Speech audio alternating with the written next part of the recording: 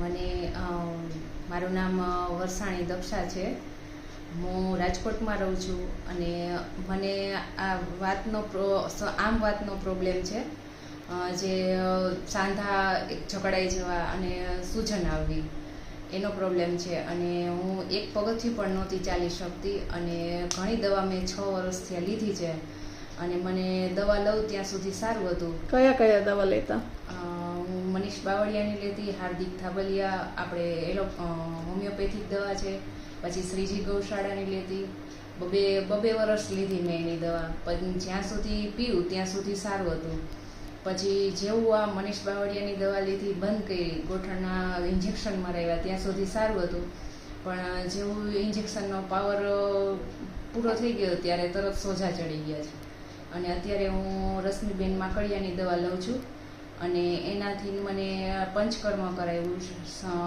એમાં પોટલી મસાજ છે અને પત્ર સ્વેદન છે, એ મસાજ કરાવ્યું 10 દિવસમાં.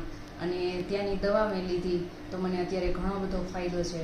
અને હું પહેલાં એક પગથિયું પણ નહોતી ચાલી શકતી, અત્યારે હું કહું ને તો ધીમે ધીમે દોડી પણ શકું છું.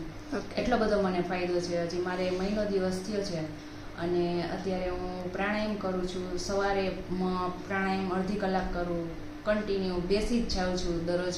અને સાંજે અને દિવસમાં જ્યારે પણ ટાઈમ મળે ત્યારે હું પ્રાણાયામ તો ચાલુ જ હોય છે અને સવારે ઉઠીને પણ અડધી કલાક કસરત કરું છું. ઓકે. જમવા કરવામાં ધ્યાન રાખો છો તમે? જમવામાં પણ હું ઘણું બધું પરેજી પાડું છું. અત્યારે મિલેટ્સ ખાઉં છું, લીંબુ, છાશ, ટમાટર બધું બંધ છે મારે, ખાટી વસ્તુ આથાવાળી બધી. અને મીઠું પણ બંધ કરી દીધું છે, ખાંડ પણ બંધ કરી દીધી છે અત્યારે. ઓકે, સરસ. આવું જ યોગા, પ્રાણાયામ, આહાર વિહારનું ધ્યાન રાખવું, બરાબર. તમે 100% આમ વાત જે રુમેટોઇડ આર્થરાઇટિસ કોરિલેટ કરી શકીએ એ રોગમાંથી 100% તમે મુક્ત થઈ જશો અને પછી ફરી ક્યારેય તમને જિંદગીમાં નહીં આવશે.